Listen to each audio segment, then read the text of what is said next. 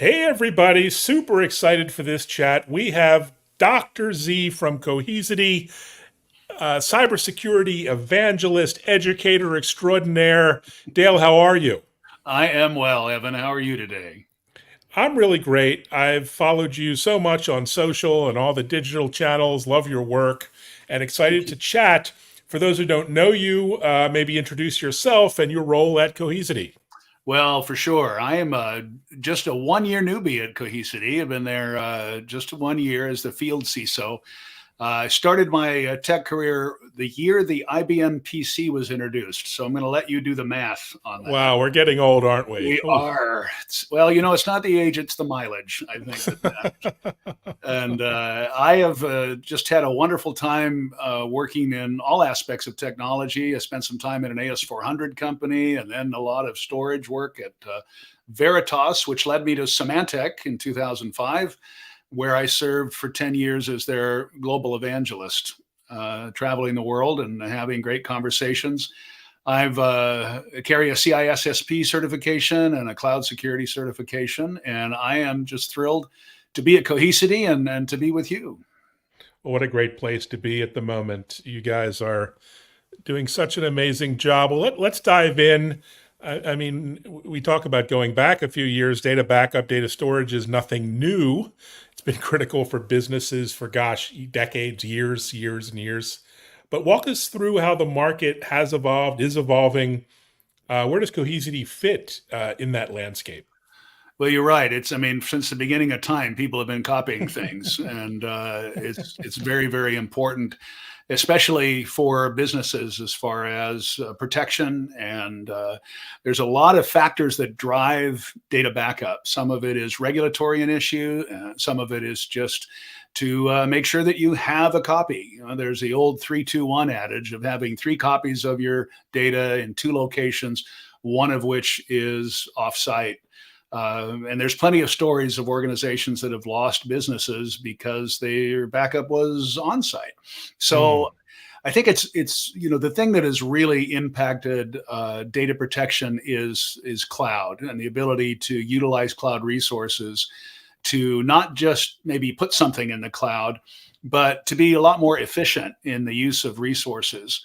So the data protection space has seen a few players over the last 5-10 years really mm, change how customers can approach their data protection strategy. It used to be just buying all sorts of storage arrays and mm. putting them up, and storage was cheap. I remember at Symantec we had a marketing campaign called "Stop Buying Storage." And it was great. It talked about thin provisioning and all these wonderful things that you can do. And the customers would listen to it and they'd look and go, wow, that's really good. And they'd go, and then they go, you know what? I'm just going to buy some more storage. And so it was cheap, it was easy to do and to expand. But now we're dealing with petabytes, hundreds. Some companies are into the hundreds of petabytes. We're talking about exabytes and zettabytes as far as global data is concerned. And so it takes a different approach really to being focused on your data and what you need to do with it to protect it. Yeah, that's such a great point. And the landscape is very complicated. You have the legacy approaches, you have all kinds of new modern approaches to data backup solutions, all kinds of new features and functionality. How do you sit in this landscape? How do you see the landscape now, and where are you in this market map, as it were? Well, certainly if you look from a Gartner perspective over the last 3 years, you'll see Cohesity just zooming straight up into that upright place where you want to be. But I'll tell you, I can answer that by explaining why I joined Cohesity. Mm, In 2005, Symantec acquired Veritas, and that was at the time the largest tech merger, $13 billion at the wow. time. And what happened after that? EMC bought RSA, IBM bought Internet Security Systems, and there was this shift to try to bring the idea of data protection and data management with security, with data Mm, security. But what happened 10 years on? Symantec divested Veritas. EMC kind of bounced around and has gone in the last few years, has become a private entity. IBM, probably the best job of integrating internet security systems. But looking back, I think there's three reasons. Number one, in 2005, it was impossible to predict how much data the world was going to create. Mm.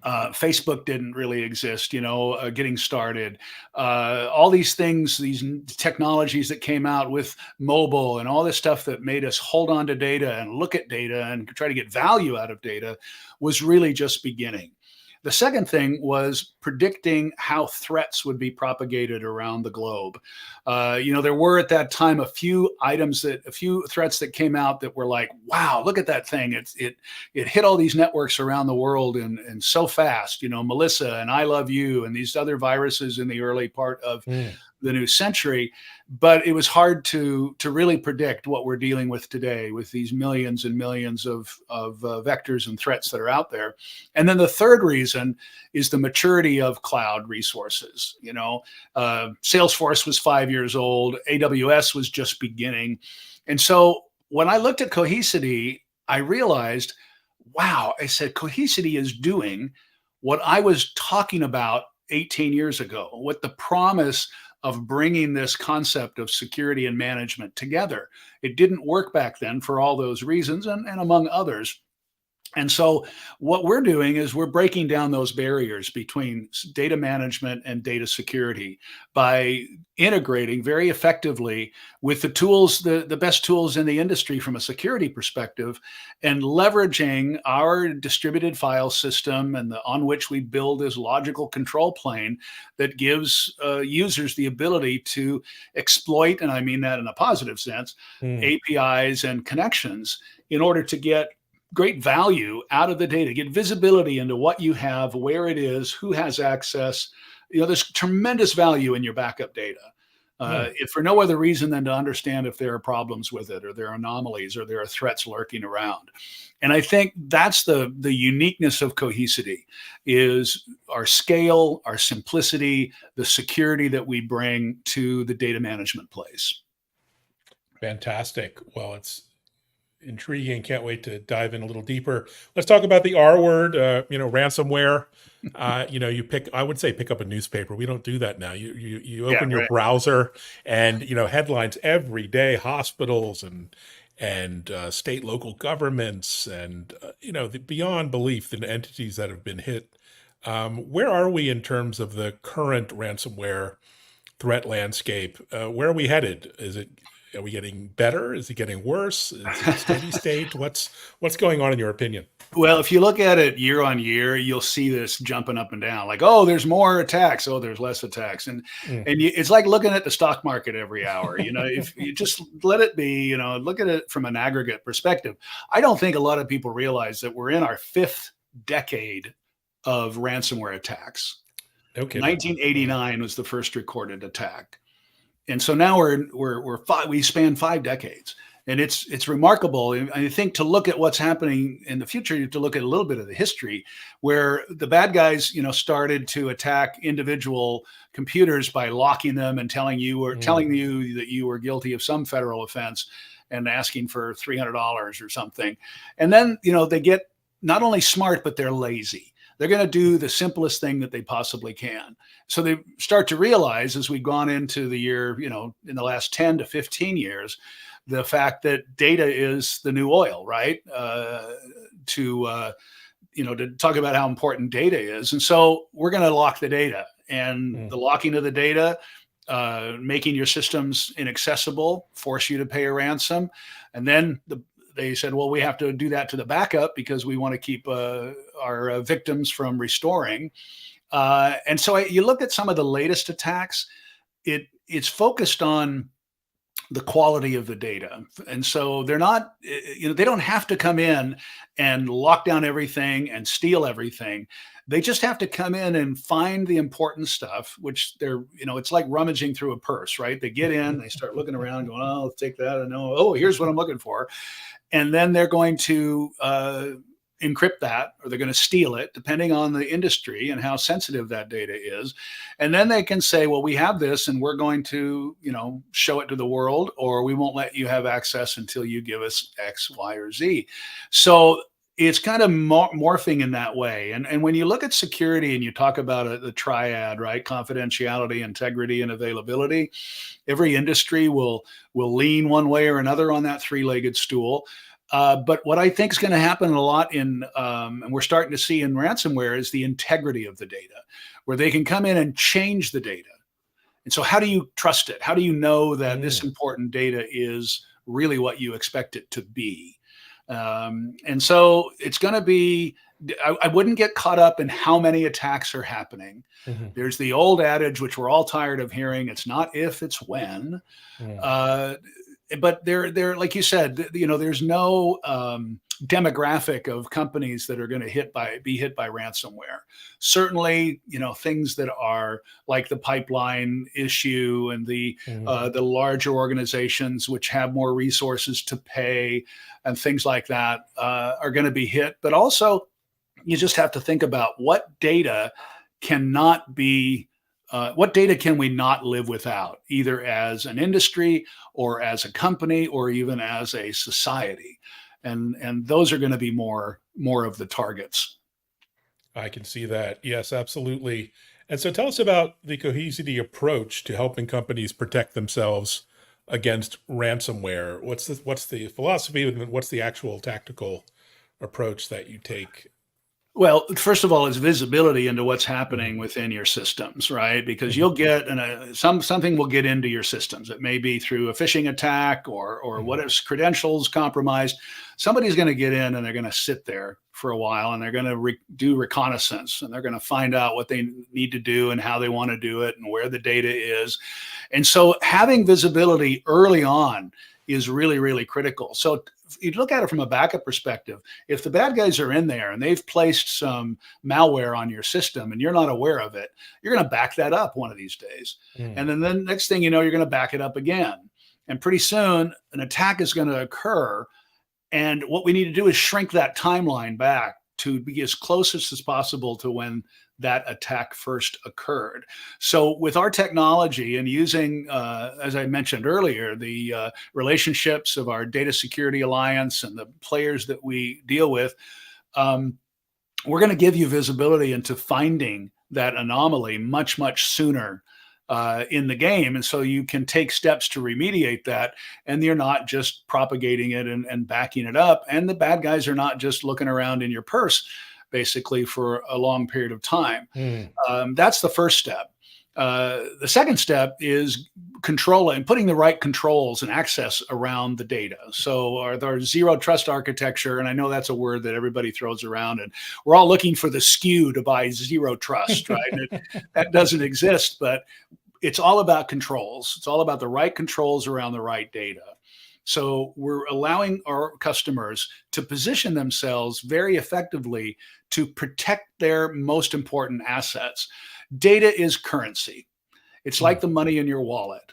But when you back it up, what does everybody do? Well, they back up everything. And I often ask them, I say, well, why do you do that? Because if you can identify where your hundreds are, and just to use a US denomination analogy, right down to your ones, Mm. then you can place the right controls on those important pieces of data. So we offer data classification utilizing our relationship with Big ID to say, here's your important stuff, here's where it is. And that allows your organization to now isolate, data isolation, to say, I'm going to take the most important things and I'm going to put them basically where the sun doesn't shine and nobody can get to it. I know without a doubt that that data is protected. So everything we write, as we back up data, everything is immutable, 100% immutable. So it can't be changed.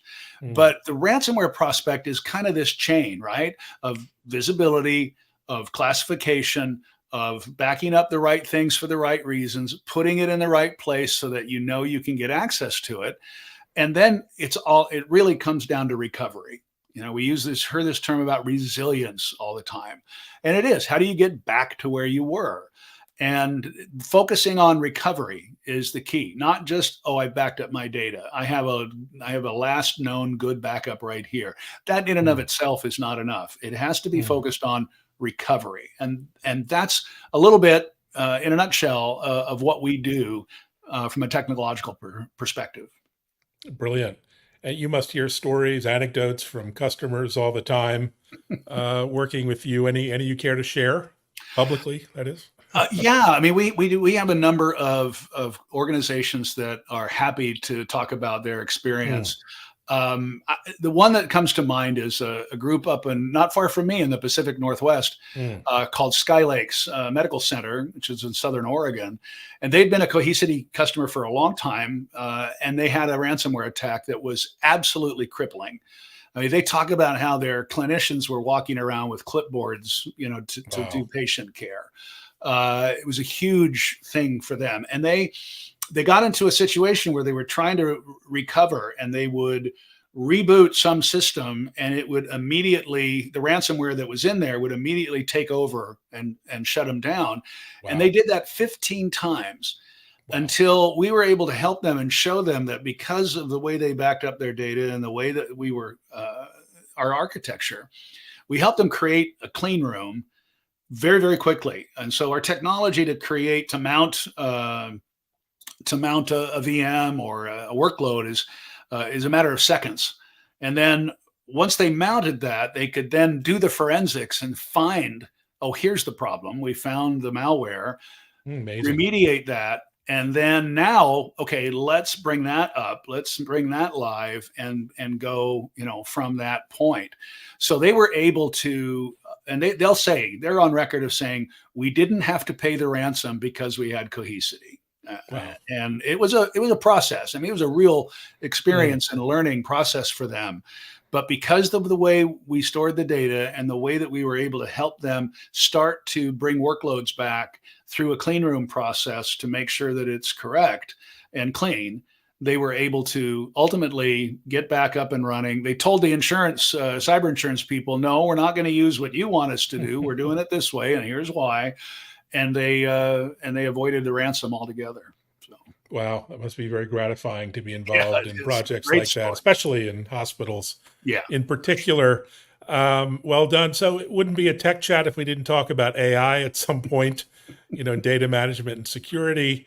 But it's more than a buzzword at Cohesity. It seems I'm reading you doing a lot incorporating AI into security solutions, and how are you doing that exactly? What are you doing? Well, we started, 10 years ago, and Mm, machine learning and AI have been incorporated into our technology from day one. So the way we're able to provide that intelligence to our customers is based on a foundation of artificial intelligence and machine learning. And it is a buzzword. You go to RSA this last year, and every RSA conference has a kind of a theme running through it. And mm. this one I renamed RSAI because everybody was talking about it, right? And it is a buzzword, but it is also one of the most critical junctures in our technological world where we have tremendous opportunity, but we also have tremendous concerns that we need to take care of. And there's plenty of stories out there of individuals who have, just started using something like ChatGPT and have lost critical data, and the bad guys are using it to be much more effective. We all have gotten those stupid, silly emails from some prince in Nigeria, that want to click on something. Those people that have, struggle to have English, proper English, are now using AI to craft Mm. very, very compelling emails that people are going to click on. So there's kind of twofold from a data perspective and from a security perspective. Um, what we're the big thing that we're doing is encapsulated in what we're calling Cohesity Turing, Turing, like Alan Turing, and it Great has a name. number of components to it. So you think about because of our distributed file system, we're able to create a data plane and a control plane on which we now can invoke the AI using large language models of whatever a customer wants. I mean, we have them, or Wow. a lot of people want to use their own understandably. But then what we're doing is now allowing organizations to look into their own data and get information, ask questions, use a chat GPT like interface to ask natural language queries to get value out of all the data that they have. I've spent the last couple of weeks, I've been spending time with very large organizations who have hundreds of petabytes of data. And you think about the experiences, their life experience as a company that exists in all of that data. Well, what if they want to say, we had an attack back in 2013. Show us what we did for that. Tell us what happened to these systems. Give me specific information about this thing that happened. And it might not be an attack. It could be business, right? Ask some business question. This is really a game changer because it's responsibly done. If the data is totally protected and you're not going outside, we're not sending any data out to any data lake that may exist. But it's using that technology and all that we've learned over 10 years to give our customers tremendous insight into their own data. And then from a security perspective, as we integrate with our partners like Palo Alto and CrowdStrike and Qualys and et cetera, a long list, we're able to utilize our AI in identifying the severity of a potential attack or an anomaly that exists. The world is full of a lot of problems in data that are benign, and we spend a lot of false positive time, trying to solve things. But we're cutting that down so that you can understand, well, here's where I need to place my resources. This is something that I need to address, and that other thing, I'll get to it. It's not that critical.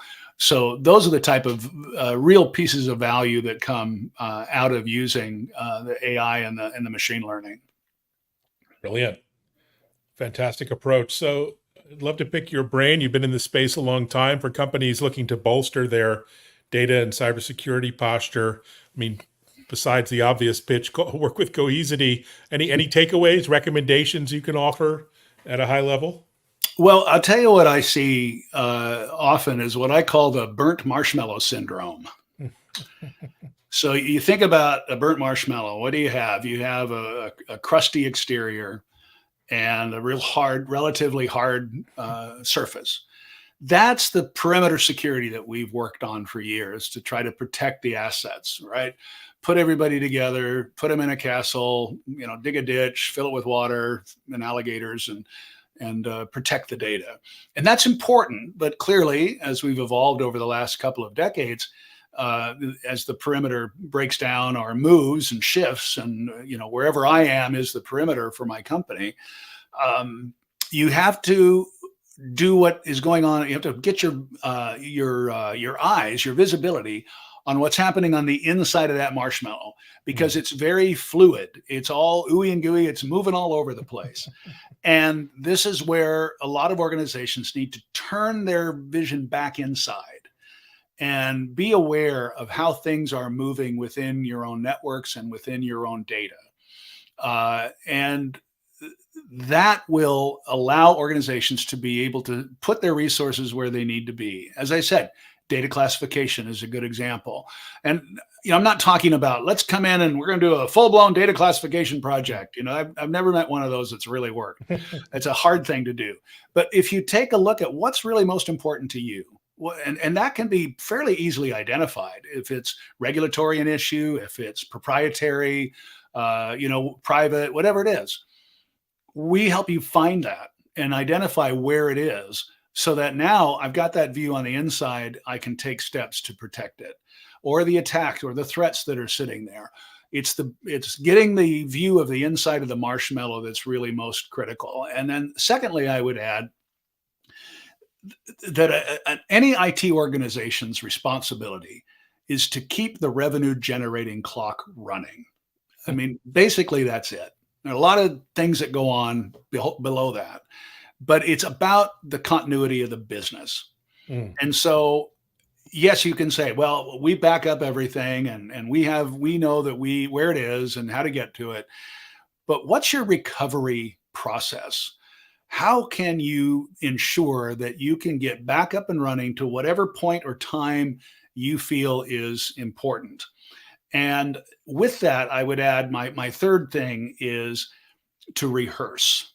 The tabletops, the rehearsals are critical. Time and time again, we see organizations have an attack of some kind, or a system goes down. Something causes the clock to stop running, and they scramble. And one of the biggest challenges, or the one of the most common things, is, oh well, we have a recovery plan. Yes, we have a recovery plan. Where's our recovery plan? Oh, it's on SharePoint. Oh, Oh, dear. I Oh, can't get dear. to SharePoint, right? And communication is probably the other thing. When the fire starts, what's your communication plan? These are things that are often not thought about, and not planned or tested. So, who has responsibility to do this, that, or the other? Speak to the media, pay in Bitcoin, or whatever it might be from a ransomware perspective. How are you going to communicate if the email and the phones, and you can't even get in the building, maybe, type thing? Those foundational elements are the key to becoming resilient. And should you have to restore things, often those are the things you want to think about starting with, basically, so that you have a business foundation on which to work to do all the other things. But I think, those are the things. Get the view on the inside, understand, the data, where it is and who has access, and plan and rehearse, because it's going to happen one way or the other. Wow, that was a wonderful series of suggestions there. Almost want to replay that in my own mind. Very, very helpful. So, what's next for you? What's next for Cohesity over the next weeks and months? It's been, gosh, such a busy summer. It's like, what happened to R&R in August? I was at VMware Explore, and there was DEF CON, and there was Right. Black Hat, and I guess the summer's over, but c'est la vie. What are you looking forward to most in Yeah. September, October? We can't stop the clock as much as we want to. Time is really a blessing. It heals, but we curse it all the time. I don't have enough time. What time is it? It's been a very interesting summer, and you use the R&R. I'm going to play off of that, because one of the things that's starting next month for us is our RRW, and that's our Ransomware Resilience Workshop. So Whoa. we are running these globally. Our first one's in New York City, coming up in September, where we bring our customers in and we put them down and we assign them personas, and they say, okay, you're now the CEO, you're the CIO, you're the CISO, you're the head of marketing or PR or legal. And we put them through an actual scenario that's built on actual things that have happened to customers. And we force them to make decisions. What would you do now if the hacker says this, or you can't get into the building, you can't access your email, et cetera, et Mm. cetera? You have a pending merger that is going to really help the company. Well, how is that going to be affected by a potential ransomware attack? All sorts of things like that. And we give them, the hackers are like, okay, you got 2 minutes to make a decision. What are you going to do? Wow. And people come away from this. Some of them they're like, wow, I had no idea. And with the whole point of it is to raise awareness of what is really going to be like if you're thrust into an experience like that, and to be prepared, and to go back into your office and Mm. with your partners and say, have we done this? Where are we at this? And how are we going to react if this takes place?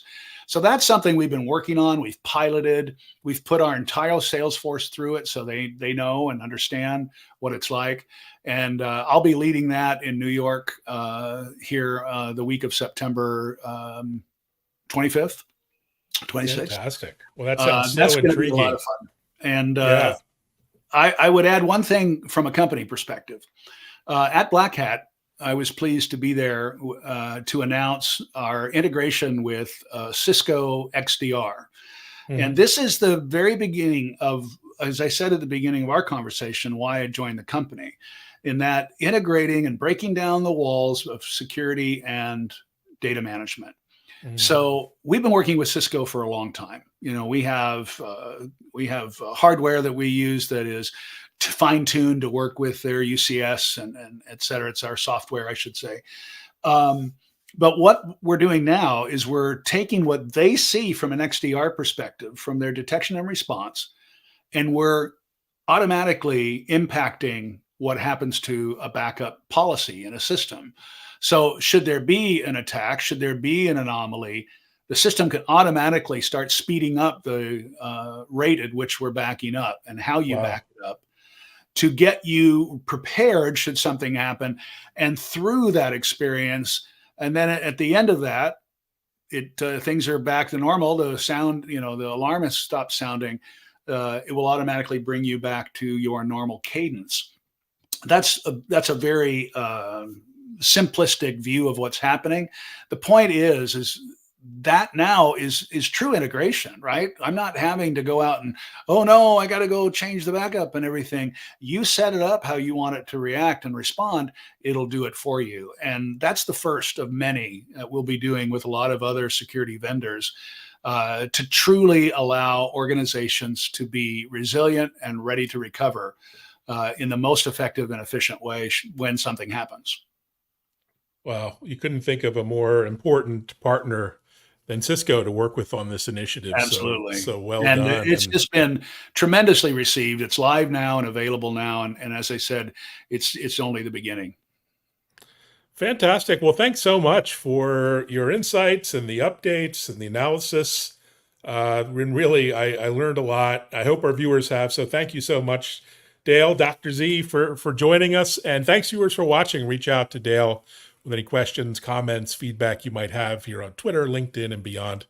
And stay safe. Thanks so much.